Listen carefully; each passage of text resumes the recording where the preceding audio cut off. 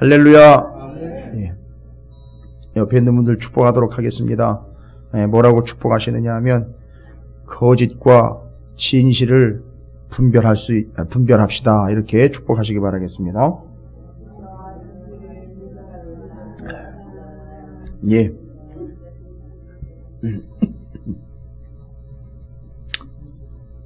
오늘은 좀 명확한 지침을 좀 제가 일러 드리려고 합니다. 예레미야가 활동했던 시대에 거짓 예언과 참 예언이 명확하게 드러나 있기 때문에 그것을 구별할 수 있고, 또 그것이 구별되면 우리는 어떻게 그에 대해서 처신해야 되느냐, 대처하는 방법은 뭐냐, 좀 이것을 오늘 말씀을 통해서 제가 좀 명확하게 말씀을 드리고자 합니다. 다 오늘 말씀에 나와 있는 내용들이에요. 27장 1절을 보니까 여러분이 좀 오해하실 수 있는 부분이 있어 먼저 오늘 좀 사전적인 설명을 드리고 시작을 하도록 하겠습니다. 유다의 왕 요시야의 아들 여호야김이 다스리기 시작할 때 여호와께서 말씀으로 예레미야에게 임하시니라 라고 여호야김 시대인 것처럼 이야기를 하고 들어갔는데, 뒤에 가보면은요 3절에 유다왕 시드기야를 보러 예루살렘에서 온 사신들의 손에도 그것을 주어라, 말씀을 줘라, 이렇게 얘기를 하고 있어요. 그러니까 지금 혹시 여러분들이 고민을 하셨는지 모르겠지만 이게 여호야김 시대야 아니면 시드기야 시대야 라고 나중에 혹시 질문하실 수가 있을 것 같아서 제가 미리 말씀을 드립니다. 이건 시드기야 시대예요. 여호야김이라고 표현을 한 건 조금 착오가 있었습니다. 왜냐하면 그 가문적인 이야기로 하면 그 후손이니까 그 가문의 이야기라고 하겠지만, 시대적인 상황과 정황은 여호야김 시대가 아니라 시드기야 시대예요. 그러니까 여러분 이게 자칫 잘못 착각하는 순간 여호야김 이래버리면 조금 여유 있네 이렇게 돼버려요. 근데 시드기야는요 여유 있는 게 아니에요. 이미 다 망한 거예요. 망하고 지금 586년만 기다리고 있는 거예요. 쳐들어오는 거, 바벨론이 쳐들어와서 다 끌어가고 멸망시키고 폐허를 만드는 거를 지금 기다리고 있는 상황이에요. 그러니까 지금 시드기야라 하면은요 더 긴박한 상황인 거예요. 그럼 이 긴박한 상황에서는요 뭐가 진짜인지 뭐가 가짜인지를 분별할 수 있어야 돼요. 여러분 매일 마지막 때 또 말세 때다 이런 얘기 우리가 입버릇처럼 하고 있는데, 여러분 마지막 때 말세 때라고 입버릇처럼 여러분이 그냥 하는 말로 내뱉으시면은 여러분 정말 무책임한 거예요. 여러분 스스로 마지막이다 말세다라고 이야기하는데요, 그게 진짜 여러분의 말세 마지막이 될 수 있어요. 유의하셔야 됩니다. 그런 얘기를 하려면 적어도 자격이 돼야 돼요. 무슨 자격이냐면요, 적어도 거짓말하고 진짜가 뭔지는 좀 구분할 수 있을 정도가 돼야지 말세다 이런 얘기 좀 할 수 있어요. 그냥 남이 한다니까 그거 따라가지고 마지막이래 말세래라고 그렇게 따라하지 마세요. 위험한 겁니다, 여러분. 요즘에 이제 연말이라 정신없이 세상이 돌아가요. 세상이 정신없으니까 덩달아 교회가 정신이 없어져요. 왜 그러는지 모르겠어요. 세상은 정신없어도 교회는 분별력을 잃으면 안 되는 거예요. 근데 이놈의 교회가 세상이 돌아간다고 마치 세탁기에 통 돌아가다 같이 돌아가고 있어요. 이게 어떻게 된 건지 모르겠습니다. 그러려면 분별을 할 수 있어야 되거든요. 이게 뭐가 진짜인지 뭐가 가짜인지 분별도 못하는 채 자기가 지금 하고 있는 짓과 서 있는 자리가 진짜라고 착각을 하고 그렇게 믿어버리고 신앙생활을 하고 있는 이들이 교회 안에 수두룩해요. 비참한 거죠. 정말 처참한 겁니다. 자기가 무슨 짓을 하고 있는지도 모르고 그 짓을 하고 있어요. 여러분 오늘 얘기가 그 얘기예요. 오늘 내용은요 정확하게 세 부분으로 구분이 돼요. 하나님의 말씀의 예언이 예레미야에게 임합니다. 예레미야에게 야 너 오늘은, 그냥 편의상 오늘이라 그럴게요. 27장에서는요 하나님의 말씀이 예레미야에게 임했는데 수도 없이 임했어요. 앞으로 계속 말씀이 또 임할 거예요. 그런데 오늘은 하나님이 예레미야에게 뭐라고 얘기하느냐, 야 너 정확하게 세 부류의 대상에게 가서 오늘은 이 말을 각각 좀 전해야 되겠다. 자, 그 세 부류가 누구냐 하면 하나님이 타이밍을 기가 막히게 맞추셨어요. 야 너 좀 가서 얘기 좀 해야 되겠다. 왜요 하나님, 뭐 또 무슨 일이 있어요? 물어보니, 야 오늘 그 시드기야하고 그 주변에 있는 그 모압, 에돔, 암몬, 두로, 시돈 요 왕들이 이 예루살렘에 있는 시드기야 왕에게 사신들을 보내가지고 지들끼리 뭔 꿍꿍이 속이 있는지 모인다 그러더라. 그러니까 너 거기 좀 가야 되겠다. 예? 아니 그 이 주변에 있는 그 쟁쟁한 나라들이며 그 힘 좀 쓴다는 나라들의 사신들이 모여가지고선 지네들끼리 뭔 회의를 하는 건데 뭐 이건 UN 평화기구도 아니고요. 자기네들끼리 모여가지고 뭔 얘기를 해가지고 이제 작당을 하려고 모이는 거거든요. 그러니까 왕이 직접 오기는 그러니까 사신들을 보냈어요. 시드기야 왕에게 주변에 있는 여러 나라들, 그냥 그 주변에 다닥다닥 붙어있는 그 나라들 죄다 왕이 사신을 보내서 시드기야 왕하고 무언가를 지금 상의를 하려고 협상 테이블을 만들어서 모였어요. 여러분 그 모임의 내용이 뭔지 아세요? 여러분이 성경을 보시면 3절에 유다의 왕 시드기야를 보러 뭐라고 나와 있죠? 시드기야 왕을 만나려고 예루살렘에 누가 왔어요? 사신들의 손에도 뭘 줘요? 그게 뭐예요? 기념품만 하나씩 나눠주려는 거예요? 아니 그 앞에 나와 있는 게 뭐예요? 그렇죠. 말씀과 함께 그 줄과 멍에를 만들어가지고 갖다 주려는 거예요. 거기 가가지고. 근데 이제 그 모임이 보니까 에돔의 왕과 모압의 왕과 암몬 자손의 왕과 두로의 왕과 시돈의 왕에게로 그거 받은 걸 거기 온 사신들이 받아서 가지고 가게 하라는 거예요. 그냥 그게 그냥 만든 멍에의 모형을 만들어가지고 갖다 주고 그걸 기념품으로 가져가라는 게 아니라 본질은 뭐예요? 예레미야가 그들에게 말한 거, 선언한 거 정확하게 이야기하면요. 하나님이 예언하라고 한 예언의 내용을 받아가지고 가게 하라는 거예요. 근데 이 사람들은 뭐 하러 왔는데요? 예레미야를 만나러 온 건 아니에요. 정확하게 이야기하면 하나님께 예배한다거나 예레미야를 만나러 온 거는 아닙니다. 그러니까 왜 왔는가 봤더니만 하나님이 이 사람들한테 한 말씀을 들어보니까 짐작이 가능해요. 그래서 지금 11절까지가 그 이방의 사신들이 와서 시드기야 왕하고 모여있는 자리에 가서 네가 가지고 말씀을 전해라. 내가 하고자 하는 얘기는 뭐냐 하면 정신 차리고 바벨론 왕을 섬겨라 이 이야기 하라는 거예요. 가서 너희들 운명은 끝났으니까 바벨론 왕을 섬겨라. 그러니까 바벨론 왕이 쳐들어오면 무릎 꿇고 싹싹 빌으면서 잘못했습니다. 살려주세요. 이 말 한마디 하라는 거예요. 그리고 목숨은 부지하라. 요걸 가 전해라는 거예요. 그게 11절까지 내용이에요. 그럼 잘 보세요. 그러면 그 이방의 사신들이요. 왕의 명령을 받아가지고 이방의 사신들이 시드기야한테 왜 와온 거예요? 왜 왔을까요? 하나님이 그렇게 얘기했잖아요. 쓸데없는 짓거리 하지 말고 바벨론이 쳐들어오면 잘못했습니다. 손이 바리도록 싹싹 빌고 목숨만은 살려달라고 빌어라. 그러면 죄 깔아뭉개고 도륙하고 살육하는 건 면할 수 있다. 그나마 살 수 있는 방법이 그거다. 아 정말 왕이 체면이 있지. 죽으면 죽지. 어디 맞아 왕이 그래도 이 폼이 있고 폼새가 있고 왕의 이름이 있는데 어디 거기다 항복을 하냐고. 정말 짜증 제대로 나네요 진짜. 여러분 하나님의 진노를 모르는 사람들이나 하는 소리예요. 여러분도 아직 우리 가운데 어느 누구도 하나님의 진노를 제대로 받아본 사람은 아무도 없어요. 호흡이 있는 자에게 하나님의 진노가 제대로 임한 못 견딥니다. 하나님 뭐가 심판 한번 해보라고 말이지. 정말 하나님의 진노를 모르니까 그따위 소리를 망발을 하는 거예요. 하나님의 진노는요, 호흡이 있는 자에게는 도저히 참을 수 없는 고통과 아픔이에요. 감당 안 되는 거예요, 진노는. 근데 바벨론을 통해서 하나님의 진노를 쏟아놓겠다는 거예요.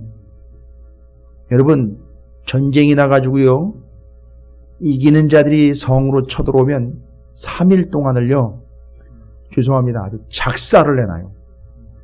왜 그런지 아세요? 이미 기세는 잡았어요. 이미 이긴 거는 기정사실이 돼버려요. 3일 동안, 어떨 때는 7일이라고도 얘기를 해요. 그 기간 동안요, 그 쳐들어와 승리한 나라의 왕이요, 공식적으로 허락을 해줘요. 3일 내진 7일 동안 니들 하고 싶은 대로 다 하래. 그럼 생각을 해보세요. 그동안에 전쟁하기 때문에 스트레스 받은 거 있잖아요, 군인들. 멀리서 왔죠. 배고프죠. 남자들이에요. 성적 욕구를 못 풀었어요. 먹고 싶은 거 제대로 못 먹었어요. 이놈의 새끼들 때문에 내가 저 고향 땅 버리고 여기 와가지고 몇 년 동안 생고생을, 몇 개월 동안 발이 붙들어 걸어와가지고 여기서 생고생을 했다는 거예요. 이놈들 때문에. 3일 동안, 일주일 동안 딱 풀어져 버려요. 여러분 어떻게 해요? 아주 박살을 내고 잘근잘근 다 씹어놓는 거예요. 죽이는 건 마음대로 죽여버리고요. 사람 죽이는 걸 스트레스 푸는 걸로 죽여버리는 거고요. 먹고 싶은 거 마음대로 먹고요. 여성들이요, 그 나라의 여성들은 다 겁탈을 당하는 거예요. 싹 다. 아주 작살을 내버립니다. 그걸 공식적으로 허용을 해버려요, 왕이. 싹! 그리고 그 기간이 끝나면 자기 나라에 끌고 갈 만한 사람이 있다면 포로로 끌고 가는 거예요. 왜요? 팔아먹거나 자기 나라에서 종으로 써먹으려고 질질 끌고 가는 거예요. 이게 끝이에요. 여러분, 이런데도 뭐 함부로 뭐 한번 해볼 때 뭐 해보려는 식으로 하나님의 진노가 뭐 어느 정도일지 모르겠지만 끝까지 심판할 테면 해. 글쎄요. 감당해보고 당해보지 않았으면 함부로 그런 말 하는 게 아닙니다.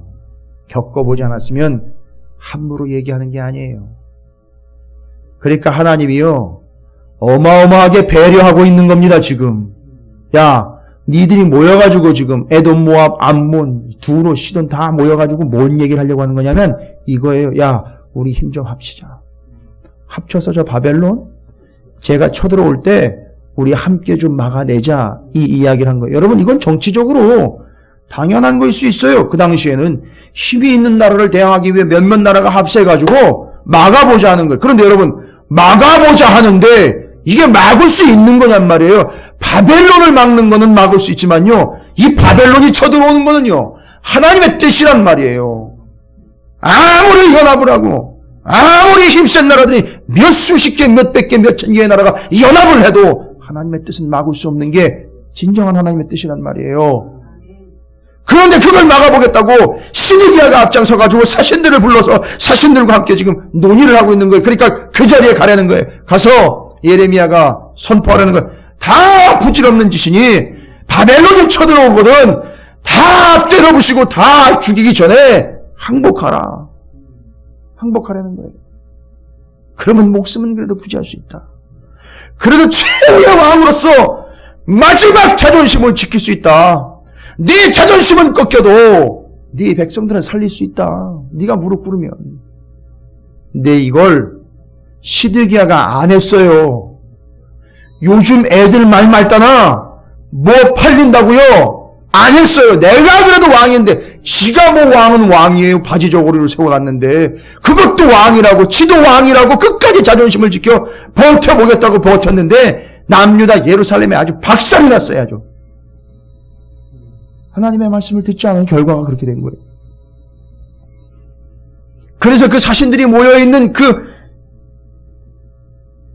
사신들, 그 각국의 나라들의 사신들이 모여있는 그 회담장에 들어가서 이 이야기를 하려는 거예요. 이게 죽으려고 한잔한 거지. 어디 가가지고 무슨 얘기를 해요.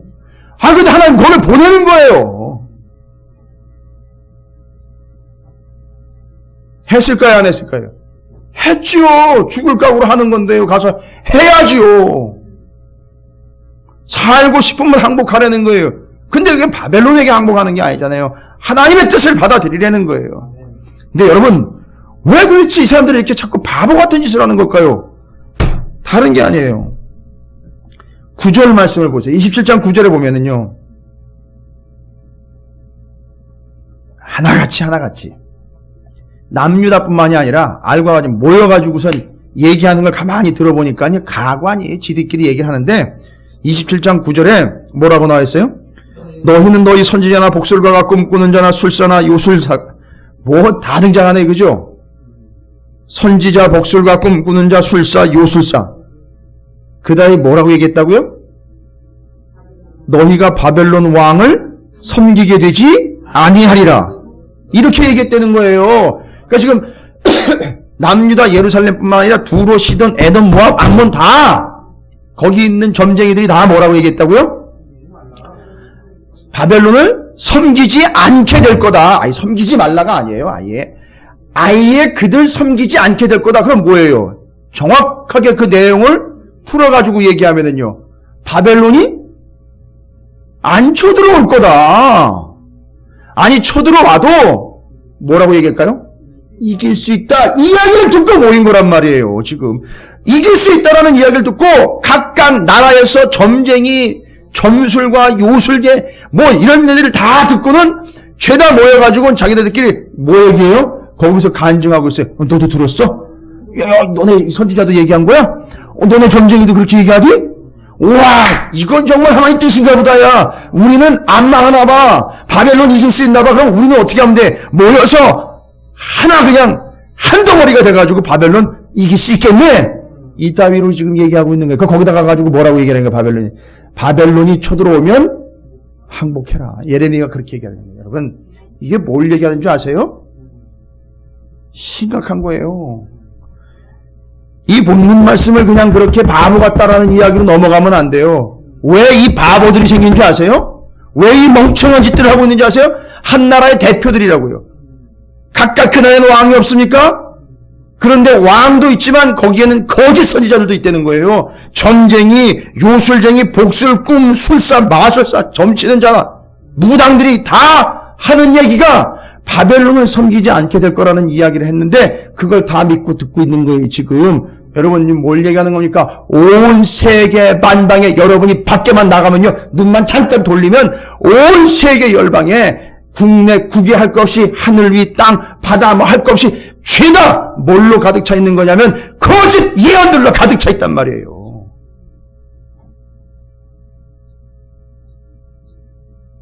여러분이 조금만 삐끗하는 순간 여러분이 누구 얘기 듣는지 아세요? 주일날 설교 말씀 들은 건요, 어느 틈인지 모르게 다 날아가 버려요. 그리고 세상 얘기 듣고 있어요. 제가 알아요. 아무리 목사가 피를 튀기면서 여기서 죽을 각오를 하면서 말씀을 선포해도요, 눈만 돌리면 온 세계는 다 거짓 예언이기 때문에 그거 듣고 따라가요. 제가 그거 알아요. 그리고 제 사명은 예레미야 사명이기 때문에 여기서 죽더라도 그렇게 선포하고 죽는 거예요. 여러분, 온 세계가 다 거짓 예언을 가득 차 있단 말이에요. 자만하지 마세요. 조금만 눈길을 팔면 들려오는 건 거짓 예언이에요.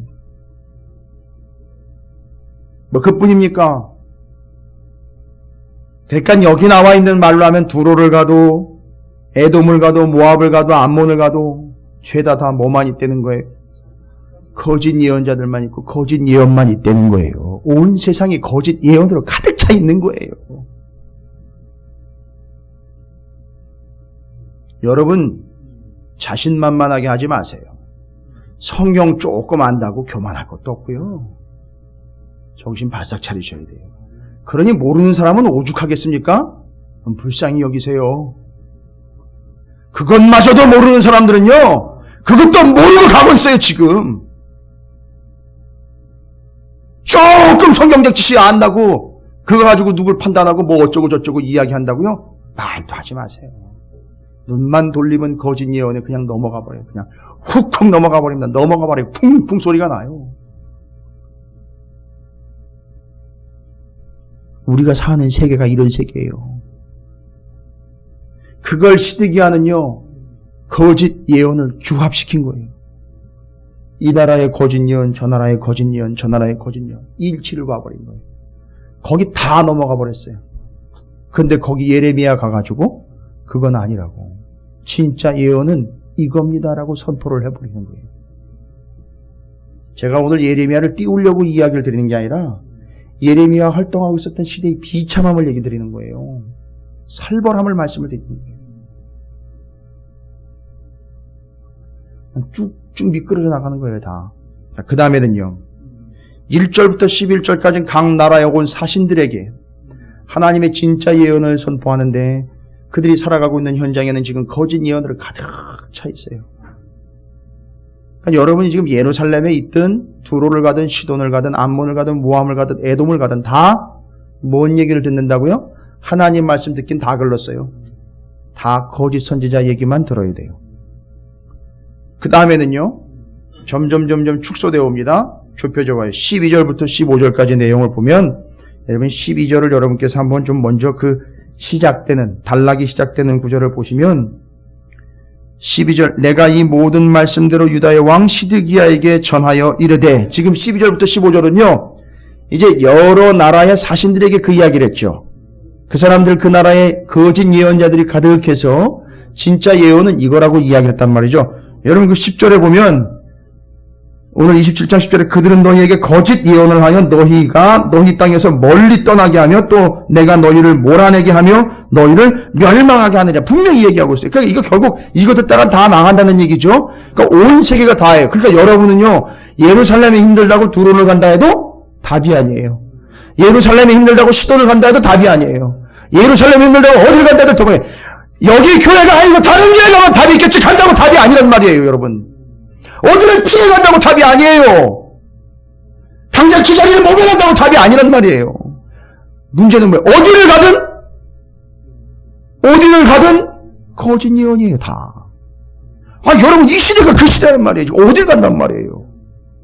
더 심각한 거는요, 12절부터 15절까지 예레미야가 아예 시드기 한 사람을 딱 붙잡아 앉혀놓고 얘기하는 거예요. 시드기 한 사람한테 얘기하는 거예요. 뭐라고 합니까? 왕과 백성은 12절에 바벨론 왕의 멍에를 목에 메고 그와 그의 백성을 섬기세요. 그러면 사합니다. 또 얘기해, 또 시드기야에게 얘기해. 지금 시드기야가 왕을 하고 그냥 이름만 왕이지만 그래도 왕이라고 세워져 있는데, 이게 자존심을 세우는데, 야 그래도 내가 왕인데 창피하게. 왜요? 저기 바벨론에 먼저 끌려가 있는 사람들 있잖아요, 지금. 그 사람들한테 자기 소문이 나쁘게 들릴까봐 내가 그래도 왕인데 왕으로 끝까지 역할을 다해야지. 뭐 이따위 생각하고 있는 거예요, 지금. 13절에 보시면요, 어찌하여 당신과 당신의 백성이 여호와께서 바벨론의 왕을 섬기지 아니하는 나라에 대하여 하신 말씀과 같이 칼과 기근과 전염병에 죽으려 하나이까? 왜 안 믿는 나라랑 거의 똑같은 짓거리를 지금 하고 있습니까? 14절 보세요. 그러므로 당신들은 바벨론의 왕을 섬기게 되지 아니하리라 하는 선지자의 말을 듣지 마세요. 또 얘기하는 거예요. 자 보세요. 그러면 온 세계에 다 거짓 예언이요. 특별히 지금 남유다 시드기야가 다스리고 있는 이 남유다 예루살렘에는요, 동일하게 거짓 선지자가 뭐라고 얘기한다고요? 바벨론의 왕을 섬기게 되지 않을 것이다라는 거짓 선지자의 얘기가 지금 팽배해 있는 거예요. 그죠? 온 나라에 가득 차 있는 거예요, 이 거짓 선지자가요. 거짓 예언과 거짓 선지자가 가득 차 있는 거예요. 전 세계에 가득 차 있죠. 예루살렘, 남유다에 가득 차 있죠. 이게 다 거짓 예언의 내용이에요. 그래서 그 14절의 내용이 그 내용이에요. 바벨론의 왕을 섬기게 되지 않을 거니까 걱정하지 말아라. 이게 또 남유다의 시드기야 왕에게 거짓 선지자가 고해 바친 이야기입니다. 그뿐이 아닙니다. 12절부터 15절까지는 시드기야 왕에게 직접 대놓고 1대1로 이야기해버린 거짓 선지자와 거짓 예언의 내용이라면 16절부터 22절까지 먼저 좀 전체적인 걸 말씀드릴게요. 16절부터 22절까지는요, 제사장들과 백성들에게 하는 얘기예요. 이 남유다의 제사장들과 백성들에게 뭐라고 합니까? 거짓 예언에 대한 이야기를 합니다. 17절이에요. 뭐라고 나와 있습니까? 너희는 그들의 말을 듣지 말고 바벨론의 왕을 섬기라. 그리하면 살리라.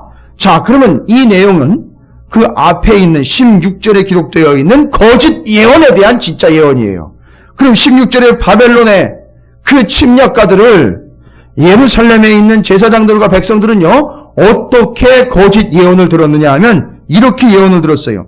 내가 16절입니다. 내가 또 제사장들과 그 모든 백성에게 전하여 이르되 여호와께서 이와 같이 말씀하시기를 보라, 여호와의 성전의 기구를 이제 바벨론에서 속히 돌려오리라고 너희에게 예언하는 선지자의 말을 듣지 말라. 뭐라고 예언했다는 거예요? 이 거짓 선지자가 시드기야 왕 망하기 전에 586년 망하기 전에 두 번에 의해서 먼저 끌려간 사람들이 있죠. 바벨론으로. 그때 끌려갈 때 사람 끌고 갔고요. 성전의 기구들 금, 은 만들어 놓은 거 귀한 건 다 끌고 갔어요. 또. 그러니까 그거에 대해서 뭐라고 얘기했어요? 조만간 가지고 갔던 것 어떻게 된다는 거야? 다시 돌아온다라는 거. 그러니까 망한다는 거예요? 안 망한다는 거야? 안 망한다고 얘기를 한 거예요. 지금 거짓 선지자, 거짓 예언이란 말이에요. 여러분 보세요. 온 나라와 온 세계가 온 백성의 삶의 자리자리에도 다 부합하고 들어가 있어요. 거짓 예언이 들어가 있단 말이에요. 여러분 이게 이들의 현실이에요 지금. 여러분 이게 그때 얘기가 아니라 오늘날 얘기란 말이에요. 오늘날 심지어 교회 안에도 거짓 예언이 판을 치고 있단 말이에요. 이단요? 예, 이단은 차라리 쉬워요. 이단은 차라리 쉬워요. 걔네들은 본색이 있으니까요. 그런데요, 지가 거짓말인지도 모르고 전하는 이들이 한둘이 아니라는 거예요, 지금. 삶의 구석구석의 백성들 사이에 거짓 예언이 끼어들어와 있죠. 나라의 왕궁에 거짓 예언이 들어와 있죠. 이 나라 예루살렘뿐만 아니라 저 나라 두로, 시돈, 암몬, 모압, 에돔 모든 나라에 다 거짓 예언이 들어가 있어요. 그러니까 여러분 어디를 가실 거예요? 어디를 간들 여러분은 뭐에 노출되어 있는 거예요? 거짓 예언에 노출이 되게 되어 있는 거예요. 이 시대가 그런 시대란 말이에요, 지금. 여러분, 우리 정신 차려야 돼요. 여유를 부릴 새가 없어요. 이 자리에 다 와 있어야 되는 거예요. 제가 출석 점검하는 게 아니에요. 여러분 내놓으면은요, 죄송합니다만 제 목소리, 제 말, 성경 말씀, 설교 말씀 계속 묵상하며 다닐 것 같죠? 아니요. 노출되기를 거짓 예언에 계속 노출되어 돌아다니는 거예요. 심각한 거라니까요. 이 자리에 없는 순간부터 거짓 예언에 다 노출되는 거란 말이에요. 자신하지 마세요. 막연한 기대 버리세요. 죄송합니다만 저나 여러분이나 그런 능력 없어요. 뭐 정확하게 분별을 해내고 판별해가지고선 딱 맞춰가지고 하나님 말씀대로 칼같이, 아니요. 우리 가운데는 어느 누구도 그런 능력 없어요.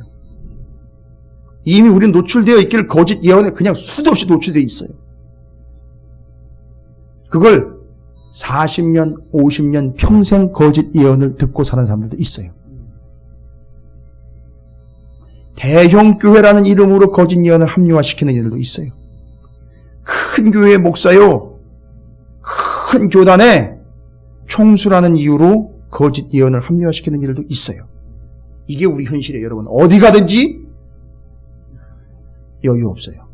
어디 가든지 안전지대가 아니에요.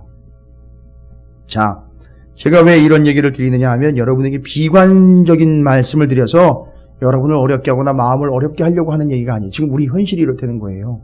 오늘은 제가 뭘 얘기를 드리려면 이게 현실이고요. 그럼 우리 성도들은 어떻게 이 일에 대처해야 되냔 말이에요. 어떻게 이 문제를 우리는 받아들이고 이 심각한 현실에 대해서 우리가 어떻게 대처를 해야 되냔 말입니다. 예? 이거 우리가 어떻게 감당합니까, 이거 그러면? 그러면 주님 오실 때까지 그냥 찾으시는 교회 떠나지 말고 여기서 그냥 돗자리 깔고 그냥 계속 말씀만 듣고 그냥 여기서 떠나지 않고 그러고 있을까요? 그건 아니잖아요. 또 제사장적 사명은 또 감당을 해야 되잖아요, 우리가. 오늘 말씀은요, 바로 이 거짓 예언과 거짓 선지자들로 가득 차 있는 이 세계에서 하나님의 백성들이 어떻게 처신해야 하는지를 일러주는 지침서예요. 오늘 27장 말씀은.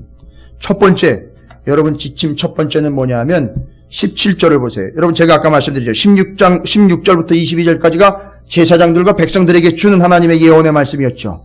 거짓 예언에 지금 임박해 있고 거짓 예언들이 이미 파고 들어와 있는, 삶의 자료 구석구석으로 파고 들어와 있는 그들에게 진정한 예언인 예레미야를 통한 하나님의 말씀의 예언을 지금 전해주고 있어요. 그러니까 16절 이후로 22절까지는 하나님의 백성인 이스라엘 백성들이 거짓 예언 시대에 어떤 삶을 살아가야 하는지에 대한 지침, 행동 지침 3가지를 일러주고 있어요. 여러분 절대 잊지 마세요.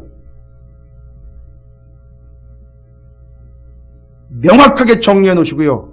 이 철저한 원칙을 여러분 스스로 적용하는 것뿐만 아니라 이 시대 이민족 여러분이 알고 있는 이들에게도 마치 우리가 때되면 민방위 훈련하고 적들이 침공을 하면 행동 지침이 있잖아요. 그죠? 그거와 같이 아예 지침으로 삼아서 절대 잊지 않도록 하시기를 주님의 이름으로 부탁을 드립니다. 첫 번째 지침 첫 번째 지침이 뭐냐면 여러분 17절 보세요. 27장 17절을 한번 보시기 바랍니다. 뭐라고 나와 있죠? 너희는 그들의 말을 듣지 말고, 첫 번째, 그들의 말은 누구의 말이에요? 거짓 예언자들의 말이에요. 그 거짓말이다 하면 뭐 하라는 거예요? 듣지 말라는 거예요. 그렇죠. 당연하죠. 듣지 말아야죠. 그걸 듣고 앉아 있으면서 그게 틀렸다고 이야기하지 말고 듣지 말란 말이에요. 듣고 들으면 들을수록 자신에게 피해가 와게 돼 있어요. 아주 픽절나게 돼 있어요. 아주 피골이 성접해진단 말이에요. 그걸 듣고 있으면. 듣지 말라는 거예요. 그리고 어떻게 하라는 거죠? 바벨론의 왕을 섬기라. 아, 섭섭하게 들려요. 어떻게 바벨론 왕을 섬기냐고. 아니요. 바벨론 왕을 섬기라는 얘기는 하나님의 뜻을 받들라는 얘기예요. 바벨론 왕이 쳐들어와 이 남유다가 망하는 거는요, 하나님의 뜻이죠. 그걸 받아들이라는 거예요. 첫 번째 지침이에요. 하나님의 뜻을 받아들이라는 거예요. 하나님의 뜻이 뭐예요? 지금 이 상황 아닙니까? 바벨론이 쳐들어와서 남유다를 망하게 만드는 거. 이거 하나님 뜻이에요. 오, 서운해. 오, 하나님 어떻게 나한테 이럴 수 있어? 아니요, 그거 하나님 뜻이에요. 아니, 서운하다고 얘기하지 말고 너무 힘들고 뭐 짜증난다고 이야기하지 마세요. 그거 하나님 뜻이에요. 너무 어려워하지 마세요. 그러니까 괜히 또 반항하려고도 하지 마세요. 그건 하나님 뜻이에요. 그냥 하나님 계획 가운데 진행되는 일이에요. 그러니까 하나님 뜻이, 이 상황은 하나님 뜻이에요. 따라합니다. 내 상황은 하나님의 뜻이다. 이 상황은 하나님의 뜻이다. 하나님 뜻이에요, 그거. 근데 그걸 가지고 왈가왈부하지 마시라는 얘기고요. 일단은 거짓 예언 듣지 말라는 얘기예요. 아주 피골이 상접해집니다. 정말이에요. 이 상황을 받아들이려는 거예요. 하나님의 뜻으로. 무슨 얘기냐면 그 상황은요, 하나님이 만드신 상황이에요. 우리는 이해 안 되죠? 힘들죠? 짜증나죠? 빨리 피해갔으면 좋겠죠? 이해가 안 되죠? 너무 힘들죠? 고통스럽죠? 그러나 그건 하나님이 만드신 상황이에요. 그러니까 뭐 어떻게 하라고요? 그거 받아들여야 돼요. 그렇게 된 거 하나님 뜻이에요. 받아들여야 된다고요. 하나님한테 대들지 마세요. 하나님 뜻이에요. 그렇게 된 건. 여러분을 무시해서 드리는 얘기가 아니에요. 빨리 감지를 하셔야 돼요. 받아들이는 거예요. 그런데 중요한 건 뭡니까? 그게 하나님의 뜻이면은요, 그게 하나님의 뜻이면 거기 현재 하나님이 임재하시는 중이에요. 이거 이해 안 되세요? 하나님의 그게 뜻이라면 거기 하나님이 간섭하고 계시는 중이라는 거예요. 이건 어느 누구도 걷어낼 수 없어요. 그냥 그 상황에 어떻게 하라는 거죠? 그냥 박혀버리라는 거예요. 체념하고 포기하라는 게 아니라 받아들이라는 거예요. 단 어떻게 받아들이냐면 겸손하게 받아들이라는 거예요. 겸손하게요. 이를 악물고 악을 쓰면서 받아들이는 게 아니라 겸손하게 받아들이라는 거예요. 자, 우리는 하나님이 아니에요. 거기가 그렇게 돼서 거룩한 곳이 될 수 있다면 마치 성막처럼요. 그것도 하나님 뜻이에요. 그거 받아들여야 돼요. 여러분 사무엘하 16장을 한번 보세요. 사무엘하 16장. 중요한 얘기 하나가 이 말씀을 이해하시는데 여러분이 도움이 될 수 있도록 예가 하나 기록이 되어 있는데 사무엘하 16장 5절부터 14절까지에 보시면은요. 사무엘하 16장 5절부터 14절까지인데요. 여러분 타이틀이 뭐라고 기록되어 있죠? 다윗은 유다의 왕이죠. 시므이는 베냐민 지파예요. 사울 다 죽고 집안이 다 멸망하고 난 다음에 다윗이 전체 이스라엘의 왕이 되고 난 다음 얘기인데, 다윗 왕에게 아들이 있었죠. 압살롬이라는 큰 아들이 아버지를 반역을 하고 아버지를 왕의 자리에서 쫓아내곤 지가 왕이 돼가지고 다윗 왕이요 아들내미한테 쫓겨가고 있는 비참한 신세가 됐어요. 그때 얘기예요. 다윗 왕이 바후림의 이름에 거기서 사울의 친족 한 사람이 나오니 게라의 아들이여 이름은 시므이라. 지금 상황이 어떤 상황이라고요? 왕궁에서 급히 도망을 나오는 상황이에요. 사람들하고 같이. 압살롬의 반역 때문에 죽을까봐. 그것도 지 아들한테요. 도망가고 있는 거 얼마나 비참합니까, 여러분? 그죠? 정말 비참한 거예요. 이건 땅을 치고 통곡을 해도 통곡이 풀리진 않을 거예요. 그런데 그때 시므이라 그가 나오면서 계속하여 저주하고, 누굴 저주하는 거예요? 다윗을 저주하는 거예요. 누구의 집안이에요, 이 사람이? 사울의 친족이에요. 그러니까 사울을 죽이고 네가 왕이 됐다 이거예요. 아주 악한 감정이 아직 남아있는 거예요. 그러니까 시므이가 뭘 봤어요 또? 저거 지 아들내미한테 쫓겨나가지고 도망가는 놈이구만 저거. 아이고 이제 그것도 끝났네 하면서 시므이가 도망가고 있는 다윗에게 하고 있는 얘기, 이 짓거리입니다. 뭐라고 얘기하면 또 다윗과 다윗 왕의 모든 신하를 향하여 뭐요? 돌을 던지니 그때의 모든 백성과 용사들은 다 다윗 왕의 좌우에 있었더라. 시므이가 저주하는 가운데 이와 같이 말하니라. 뭐라고 이게? 피를 흘린 자여 사악한 자여 가거라 가거라. 욕을 아주 그냥 대기로 치고 있어요 지금. 사울의 족속의 모든 피를 여호와께서 내게로 돌리셨도다. 그를 위해서 내가 왕이 되었으나 여호와께서 나라를 내 아들 압살롬의 손에 넘기셨도다. 보라, 너는 피를 흘린 자이므로 화를 자초하였느니라 하는지라. 스루야의 아들 아비새가 왕께 여짜오되 이 죽은 개가 어찌 내 주왕을 저주하리이까? 청하건대 내가 건너가서 그의 머리를 베게 하소서 하니 머리를 잘라버리겠습니다. 저놈이 지금 제정신이 아니네요. 저게 햇소리를 해대고 저런 망발을 감히 왕 앞에 하다니. 다윗이 뭐라 그래요? 왕이 이르되 스루야의 아들아 내가 너희와 무슨 상관이 있느냐?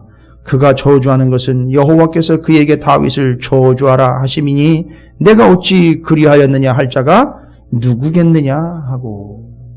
다윗이 어떻게 받아들였어요?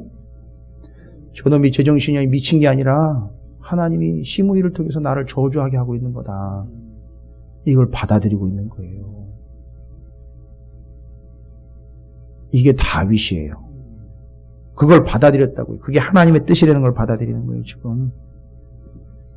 11절 또 다윗이 아비새와 모든 신하들에게 이르되 내 몸에서 난 아들도 내 생명을 헤아려 하거든 하물며 이 베냐민 사람이랴. 여호와께서 그에게 명령하신 것이니 그가 저주하게 버려두라. 뭐라는 거예요? 그래도 왕이잖아요. 왕의 이름으로 그냥 잘라버리면 되거든요. 가서 죽여버리면 되는데 뭐래요? 저건 지금 하나님이 시켜서 나를 저주하는 거다. 그래서 나는 지금 그 저주를 내 입장에 맞게끔 곰곰이 돌아봐야 되는 거다. 저가 하는 말도 틀린 말은 아닐 것이다 라고 이야기하는 거예요. 대단하죠. 12절입니다. 혹시 여호와께서 나의 원통함을 감찰하시니 오늘 그 저주 때문에 여호와께서 선으로 내게 갚아주시리라 하고 다윗과 그의 추종자들이 길을 갈 때에 시므이는 산비탈로 따라가면서 저주하는 걸 멈췄어요. 계속 저주하면서 따라온 거예요. 그를 향하여 돌을 던지며 먼지를 날리더라. 흙을 뿌리고 난리도 아니에요. 왕과 그와 함께 있는 백성이 다 피곤하여 한 곳에 이르러 거기서 쉬니라. 가만 내버려 둔 거예요. 다 받아들인 거죠. 여러분 지금 이 상황이잖아요. 남유다의 이 시드기야 왕이 겪고 있는 이 상황, 이거 뭐라는 거예요? 지금 하나님 뜻이라는 거예요. 받아들이라는 거예요. 이걸 볼 수 있어야 되는 거예요. 그거 받아들여야 됩니다. 자, 인정해야 됩니다. 포기가 아닙니다. 하나님의 뜻을 접수하는 거예요. 그러니까 싫어도, 아파도, 힘들어도 그건 하나님 뜻이에요. 여러분 받아들이세요. 거기에 하나님의 뜻이 있어요. 분명히. 첫 번째, 이 하나님의 뜻과 하나님의 상황을 받아들이는 거예요. 두 번째, 16절인데 이제 16절이 시작되면서 이야기된 거잖아요. 이스라엘 백성들에게 선포한 거, 제사장과 이스라엘들에게 선포한 거죠. 16절에 뭐라고 이야기하고 있는지 보십시오. 내가 또 제사장들과 그 모든 백성에게 전하여 이르되 여호와께서 이와 같이 말씀하시기를 보라, 여호와의 성전의 기구를 이제 바벨론에 속히 돌려오리라고 너희에게 예언하는 선지자들, 거짓 예언자들이죠. 그 거짓 예언자들의 말을 뭐하라? 듣지 말라. 이는 그들이 거짓을 예언함이니라 하셨나니. 계속 듣지 말라고 이야기하는데, 자, 그러면 듣지 말고 17절에 바벨론 왕을 섬겨라 라는 거죠. 그러니까 이걸 두 개를 연결을 하면 여러분 이 말씀은 뭘 이야기하는 거냐면 하나님이 이 거짓 예언과 거짓 예언자들이 판을 치고 있는 시대에 참말과 거짓말을 분별을 할 수 있어야 된다라는 걸 얘기하는 거예요. 받아들이라고 말씀드렸죠. 그건 하나님의 뜻일 수 있어요. 아니, 하나님의 뜻이에요. 받아들여야 돼요. 그런데 거기서 우리가 해야 될 일은 참말과 거짓말, 즉 진짜 예언과 하나님의 예언, 그 다음에 가짜 예언을 분별할 수 있어야 돼요. 근데 이게 애매해요. 그래서 거짓 예언이 판별이 되면 어떻게 하라 그랬죠? 듣지 말라 그랬어요. 그죠? 그러면 여러분이 분명히 시대적인 상황과 하나님의 뜻을 봤을 때 명백하게 드러나는 게 있어요. 아닌 건 아닌 거잖아요. 거짓이잖아요. 그건 진짜 아니잖아요. 다 드러났잖아요. 알아요. 왜요? 우리 안에는 누가 있기 때문에? 성령이 계시기 때문에 알아요. 아닌 거예요. 그러면요, 그 참과 거짓이 드러나게 되는 순간 참과 거짓을 분별해서 거짓은 듣지 말라는 거예요. 그런데 여러분, 여기서 오해를 해요, 사람들이. 이게 이제 우리가 범하는 오류입니다. 거짓이 드러나게 되면 많은 사람들 대부분이 다 그 거짓을 파헤치려고 그래요. 듣지 말라 그랬잖아요. 그거 듣지 말라니까. 왜냐면요, 여러분 왜 그걸 들으면 안 되냐면 진리를 쫓고 진리를 추기하기도 좀 바빠요. 진리만 붙잡고 쫓아가기도 바쁘다고요. 그런데 이게 거짓이라는 게 판별이 됐는데 이 거짓이 얼마나 심각한 거짓이고 이게 얼마나 엉망진창인 거짓 예언인지를 그걸 쫓아가가지고선 그걸 파헤치려고 그래요. 그걸 드러내려고 하다. 그걸 여러분 우리가 할 게 아니에요. 그거는. 그러니까 우리는 거짓과 진짜가 드러나면 어떻게 해야 되냐면 거짓말은 어떻게 해야 돼요? 듣지 말고 그 다음이 중요한 거예요. 우리가 해야 될 것은요, 진짜 예언, 진짜 참 말을 붙잡는 거예요. 어떻게 붙잡아요? 반복적으로, 지속적으로 붙잡는 거예요. 왜요? 그러면 진짜 진리를 반복적으로, 지속적으로 붙잡으면 가짜가 드러나게 되어 있어요. 이렇게 가짜를 드러내는 거지. 가짜를 파헤쳐가지고 가짜의 문제를 들춰내가지고 어떤 사람은 이렇게 얘기합니다. 15절이에요.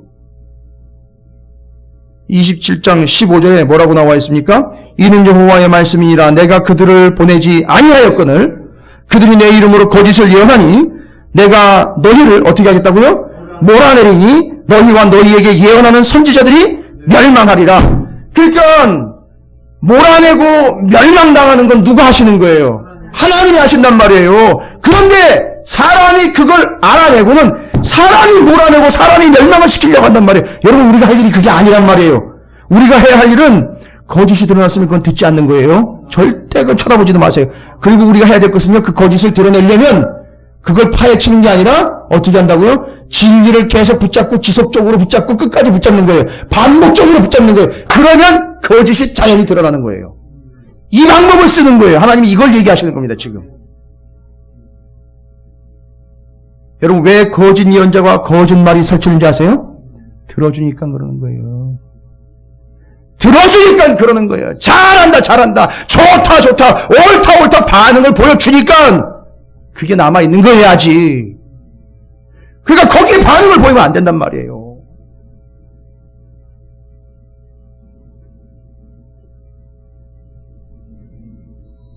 저와 같은 목회자들이 가지고 있는 맹점이 그거예요. 잘못한 게 분명히 있거든요. 그런데 그냥 다 좋다 은혜요 좋은 게 좋은 거예요. 맨날 이러고 넘어오니까 진짜 자기가 은혜인 줄 알아요. 진짜 자기가 잘한 줄 안단 말이에요. 이거 자기 망치는 건지는 모르는 거예요. 그러나 이 거짓 예언이 분명하다면 듣지 말아야 돼요, 여러분. 여러분에게 제가 정확하게 말씀드립니다. 제 말일지라도요. 아니, 김성호 목사를 할지라도요. 거짓말이면 여러분 듣지 마셔야 돼요. 들으면 안 돼요. 여러분을 위해서예요. 여러분 거기 듣고 그걸 판단하려고 그걸 집중하는 순간부터 여러분은 완전히 소진되어 버리는 존재가 되어버려요. 녹초가 되어버립니다. 여러분 진리를 붙잡고 가기도 힘들어요, 지금. 여러분 이 거짓과 거짓 선지자를 붙잡고 여러분 씨름하는 게 아니에요.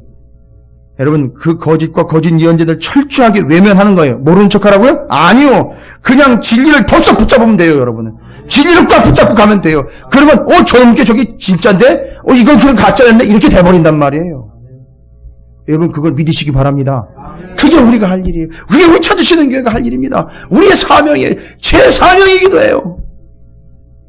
저는 절대 거짓, 이상한 것, 세상적인 것, 아닌 것 붙잡지 않고 그것만 붙잡고 진리만 붙잡고 가는 거예요. 그러면 그 거짓은 어떻게 된다고요? 거짓과 거짓 예언자들은 하나님이 몰아내고 멸망시키신다는 거예요. 그러니까 몰아내고 멸망시키는 거는 우리가 할 일이 아닌 거예요. 우리가 할 일은 뭐라 그랬죠?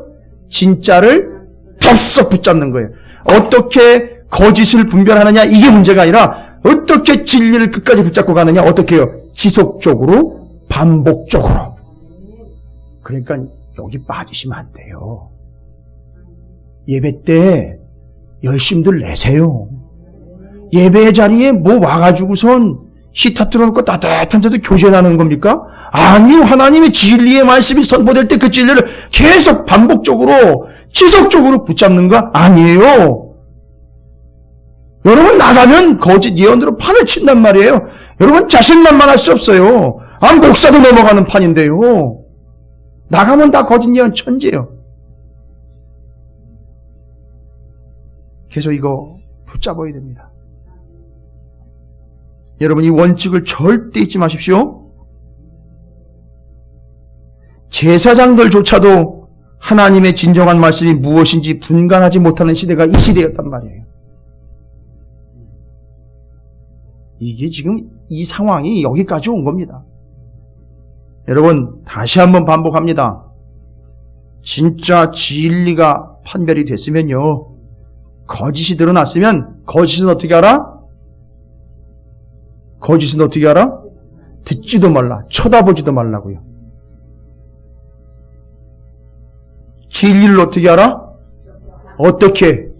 지속적으로 반복적으로 붙잡으려는 거예요. 그러면 거짓이 드러나면서 진리로 사람들이 몰리게 되어 있어요. 이건 군중심리가 아닙니다. 이게 우리가 해야 될 일이에요. 이건 작은 교회, 큰 교회 구분이 없어요. 오히려 큰 교회일수록 문제가 더 심각할 수 있어요.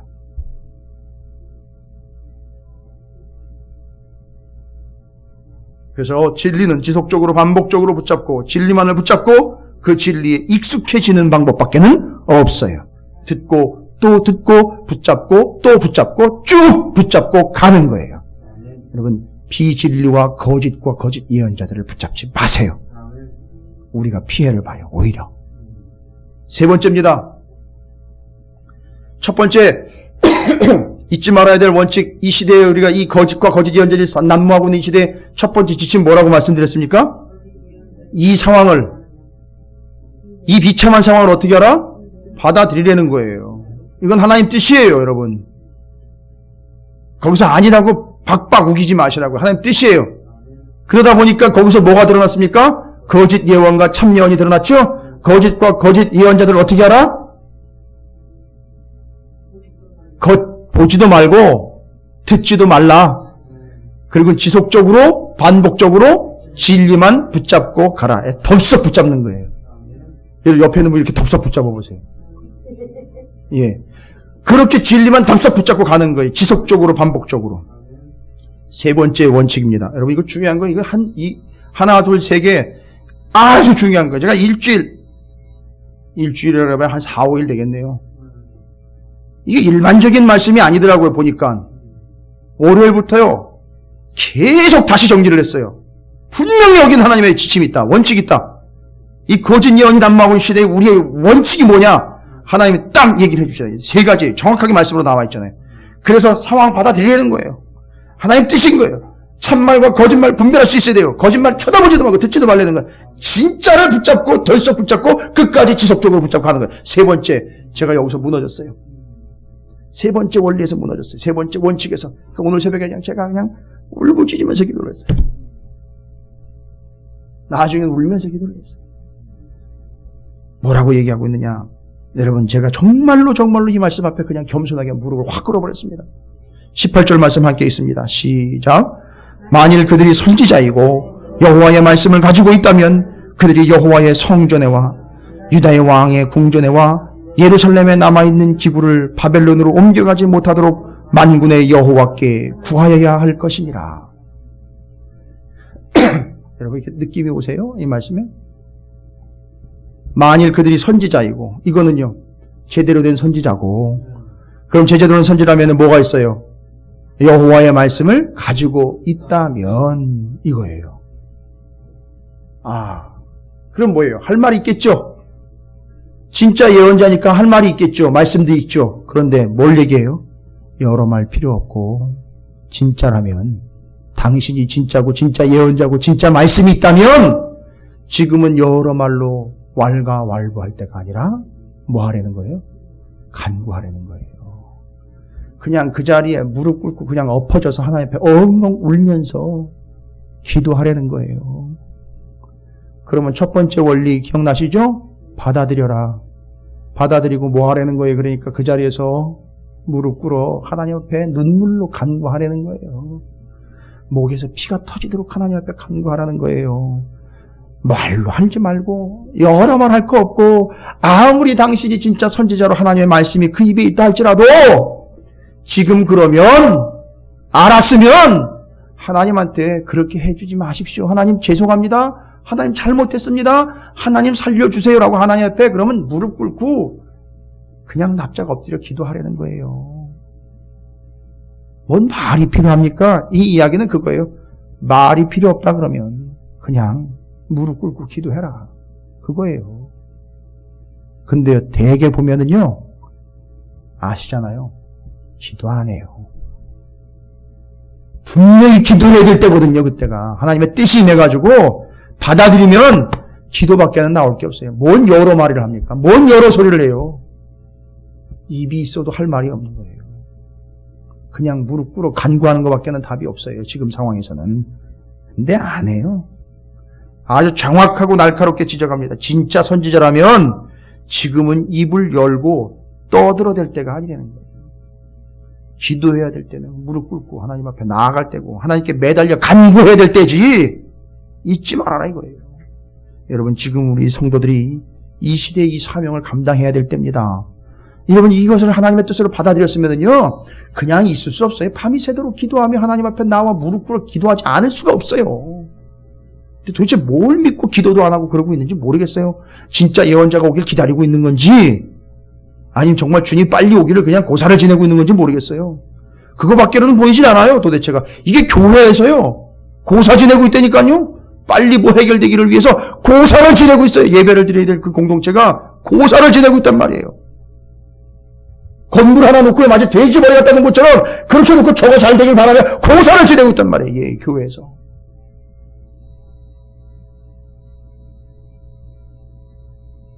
자, 어디를 봐도 거짓 예언이에요.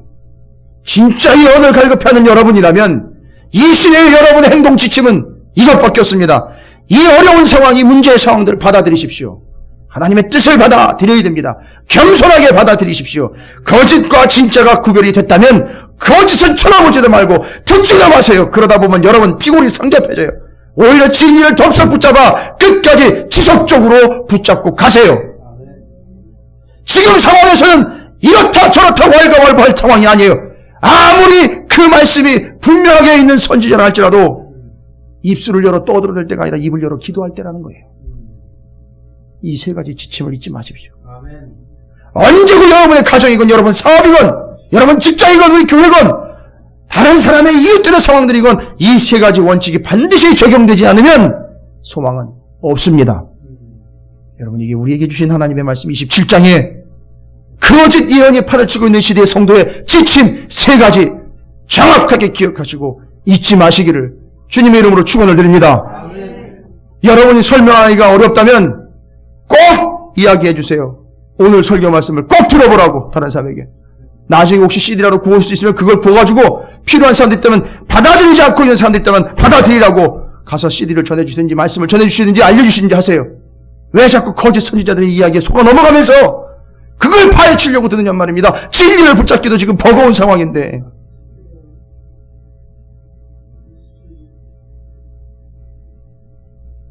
모르겠어요.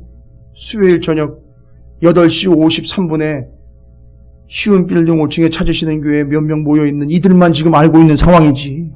모르겠어요 지금. 저 바깥에 있는 사람들은 지금 어떤 상황인지 그것도 모를지. 마음이 답답합니다 제가 지금.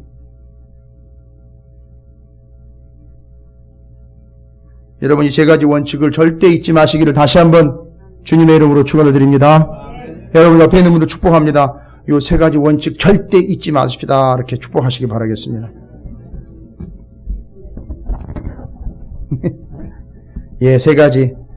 여러분께서 정확하게 삶 가운데 여러분의 처지에서 적용하시고 정리하시고 전하시고 예언자처럼 예레미야처럼 선포하시기를 주님의 이름으로 축원을 드립니다.